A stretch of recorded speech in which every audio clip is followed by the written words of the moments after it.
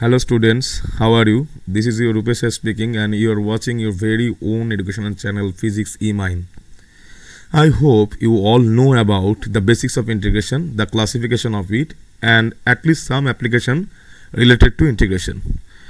Today we are going to discuss about a very special technique which helps us integrating products of two functions, and this technique is known as integration by parts. It has got its unique formula, okay, and the formula is like that: integration u dv equals to uv minus v du, okay.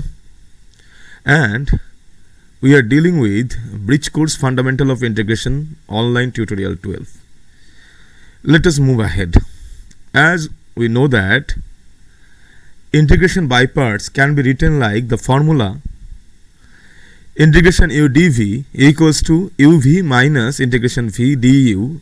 We may also write down this formula as follows, that is integration u dv by dx equals to uv minus integration v du by dx. You may call it dv by dx as dv dx, okay. Now let's know how this formula has actually arrived in the first place. Let us take a function y equals to uv. So differentiating both sides with respect to x, we have dy dx equals to ddx of uv equals to u dv by dx plus v du by dx. We all know that, right? Now we have that ddx of uv equals to u dv dx plus v du dx, okay. So we are having u dv dx equals to ddx of uv minus v du by dx, okay. Now integrating both sides, we are having integration u dv dx equals to integration ddx of uv into dx minus integration v into du dx. So we are having integration u dv by dx equals to uv minus integration v into du by dx as you are watching on the screen, right? Note that here the first term on the right hand side of this above expression easily gets simplified into uv, since we are simply integrating what has been differentiated. Since integration and differentiation are just the opposite techniques or the inverse operators, so easily we can cancel those operators functions, and thereby we can simply say that ddx of uv dx equals to uv, right? That is why uv has been replaced in this position, okay. Now this is the formula for the integration by parts. Simply we can write that integration u dv equals to uv minus integration v du. Now we know that integration by parts is a method of computing integration of product of two functions, right? So among those functions, what should be the rule to select to be u, and what function should we select as dv, right? Since there are two functions, which function should we select as u and which function should we select as dv?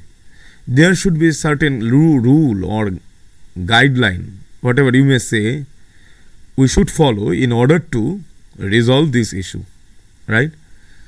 The issue is as follows, and the rule is as follows, and the rule is Liet. This rule is known as a Liet rule, and L stands for logarithmic function, I for inverse trigonometric function, A algebraic, T trigonometric, and E exponential function. Choose u to be the function that comes first in the list, okay. As we go higher in the rank, we should choose that function to be u. Okay, let us take an example. Suppose we are two function in multiplied version. One is logarithmic function and another is trigonometric function or exponential function. In that case, we will choose L to be u and the trigonometric or exponential function to be as dv. Okay, so let us take an example. We have been given one integration sin x ln of cos x dx. Here points to note: number one, we have two functions. Number one, L, that is logarithmic functions ln cos x, and t, that is trigonometric functions, pure trigonometric functions, that is sin x. Okay, since L precedes t in the rule, L is in the highest rank. So we are taking u equals to ln cos x and dv equals to sin x dx. Okay, students. Now first step, selection of u and dv. So remember here, there are three steps to follow in order to compute such kind of integrations.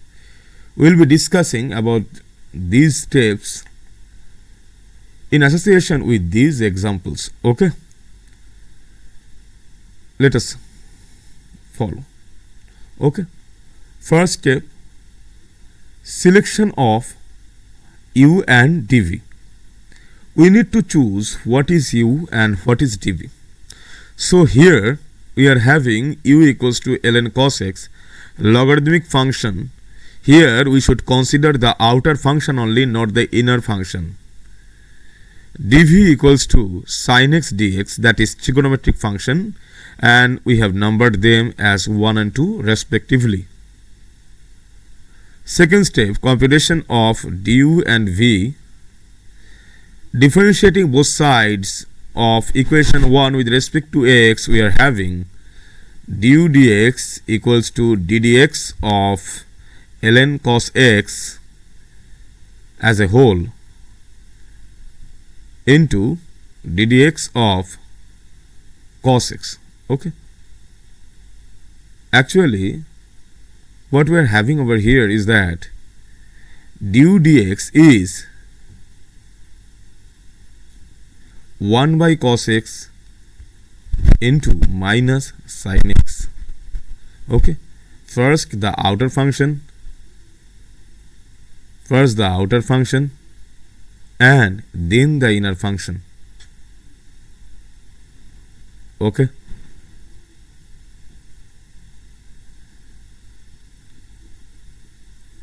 so du dx equals to 1 by cos x into minus sin x. Since outer function was logarithmic, so ln x after differentiated will result in 1 by cos, right? And then the inner function, that is cos x function. Okay, so we are having du dx equals to minus tan x, implies du equals to minus tan x dx. We consider as equation 2 dv equals to sin x dx. Integrating both sides of equation 2, we have integration dv equals to integration sin x dx. Therefore v equals to minus cos x. Okay,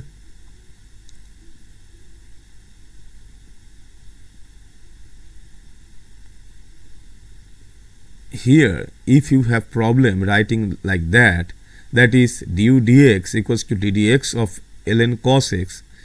Okay, you may not write this type of equation. Okay, because it will create some kind of dilemma into you, because differentiating both sides, du dx equals to ddx of ln cos x, right?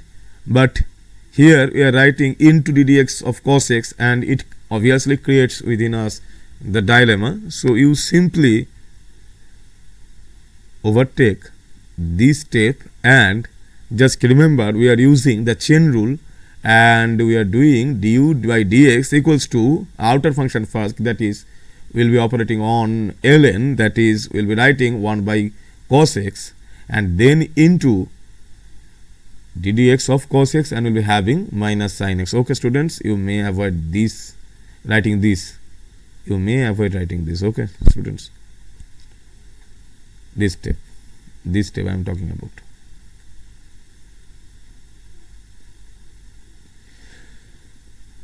Third step, the final computation. So we are having integration sin x ln cos x dx, that we should compute. Okay, and it has been given to us to compute. And finally we are having I equals to integration ln cos x sin x dx.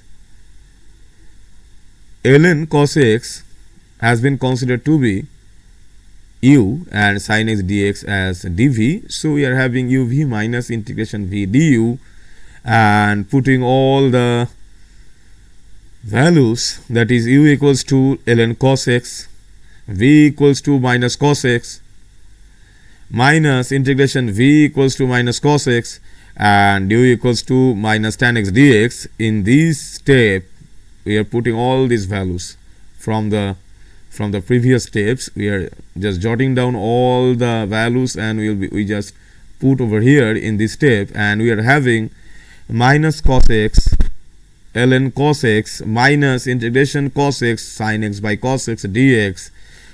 We should simply cancel in numerator and denominator this cos x part, and we are having minus cos x ln cos x minus integration sin x dx, that is minus cos x ln cos x minus of minus cos x plus c integration sin x dx results in minus cos x, right? We all know that. And here c is the constant of integration, so we are having minus cos x ln cos x plus c, and it is the final answer. Okay, so let us take another special type of example in which we will do integration by parts within integration by parts. Sounds intriguing, right? So we will be now doing integration by parts within the integration by parts, just like function within function, remember? And here we will be doing integration by parts within the integration by parts, one integration by parts within another one. So we have been given integration e to the power x cos x dx. The simple basic steps that we have followed so far will also follow like that. So step 1, selection of u and dv. We all know this rule so far, right? Liet rule. Here we have two functions, one exponential and one pure trigonometric. So we'll consider u equals to cos x. Since liate, t comes before e, that is why u should be cos x, pure trigonometric, and we have numbered it as equation 1, and e to the power x is exponential function since it comes last. So we'll take dv equals to e to the power x dx, and we have numbered them as 1 and 2 equation respectively. Now we'll be moving forward to step 2, and this step is nothing but computation of du and v. We have already considered u equals to cos x in equation 1, right? You probably remember that. And differentiating both sides of equation 1 with respect to x, we are having du dx equals to minus sin x.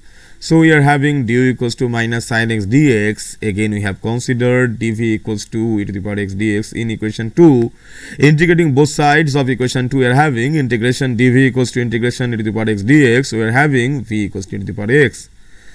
So let us move forward to the step 3, and that is final computation, and here only we will be having the twist. Okay, so we are having I equals to integration e to the power x cos x dx. Okay, and integration u dv, we need to find out that using the technique uv minus integration v du. So you'll be putting the values of u, v and du, and we are having cos x e to the power x integration e to the power x minus sin x dx, and we have put over here all the values of u, v and du, and we are having this kind of step. And moving forward, we are having cos x e to the power x plus e to the power x sin x dx. So this is where this green shaded region, this is where we should again apply the integration by parts. Remember, we have already said that we will be implementing integration by parts within the integration by parts. So here, students, here we need to again implement the integration by parts, again integration by parts. Okay. Within integration by parts, since that is the pink shaded region, integration by parts within the integration by parts, right? We needed to find out this integration e to the power x cos x dx. That is why we have been so far doing the integration by parts, and while doing that we have come across another integration by parts, that is integration e to the power x sin x dx, right? Quite intriguing. So what should we do? So again, here we need to compute integration e to the power x sin x dx by integration by parts. Let it be I1. Let we assume that let it be I1. So we have I equals to cos x e to the power x plus integration e to the power x sin x dx, and let us assume this this to be I1, and we are having I equals to the power x cos x plus I1, and let we number it as equation 3. So we will compute right now I1 using integration by parts, and integration I1 is none other than our e to the power x integration e to the power x sin x dx. Okay, students. Now again we will be following the primitive 3 steps.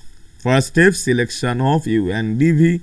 We all know that here sin x is trigonometric function, so we will take this to be u equals to sin x, and we have numbered it as equation 4, and number 2 equation e to the power x being purely exponential function will be considered it as dv using the rule.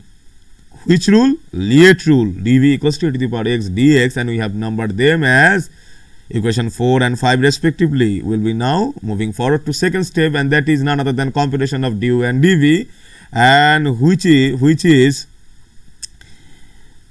the following of the first step.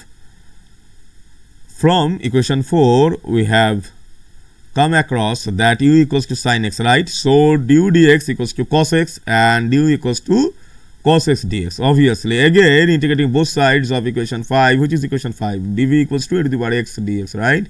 So integrating both sides, we are having dv integration dv equals to integration e to the power x dx. So we are having v equals to e to the power x. Let us move forward to the third step, and that is the final computation of I1, and I1 equals to integration e to the power x sin x dx, and we are having integration u dv, right? Because sin x is u and e to the power x dx is dv, and we will be implementing the integration by parts, and we are having uv minus integration v du. So we can write that sin x e to the power x minus e to the power x cos x dx. We are just putting over here the values of u and v and du, and we have arrived to equation 6. Okay, and now let us come back to the actual given integration, that is equation 3. Equation 3, where is equation 3? Here it is equation 3. We needed to compute this integration itself, I equals to the power x cos x plus integration e to the power x sin x dx, and we have already computed this part using integration by parts, right? We have so far done that. So from equation 3 we can know that we can write that I equals to e to the power x cos x plus I1, right? Let us move forward. So I equals to e to the power x cos x plus I1, and what we have found that I1 is sin x e to the power x minus integration e to the power x cos x dx, and we have already found out that, right? I1 equals to sin x e to the power x minus integration e to the power x cos x dx. From equation 6 we have found that. So we have just put the value of I1 and we are having finally I equals to e to the power x cos x plus sin x e to the power x minus integration e to the power x cos x dx, and which is none other than our given integration, whatever we have been given previously, right? We needed to compute this integration and we have again arrived to this integration. So we may write that in this step I equals to e to the power x cos x plus e to the power x sin x minus I. We just flip this I into the LHS of the equation and we are having I plus I minus I in the RHS, so plus I in the LHS. So we are having I plus I equals to e to the power x cos x plus e to the power x sin x plus c, and we are having 2I equals to e to the power x cos x plus e to the power x sin x plus c, and finally we have arrived the actual answer, students. So I equals to half of e to the power x cos x plus e to the power x sin x plus c. Here this c and this c are different since small c divided by c, we have taken that capital C capital C being the constant of integration. So see you in the next session. Keep studying and we will be meeting very soon. Till then, bye students. Stay home, stay safe.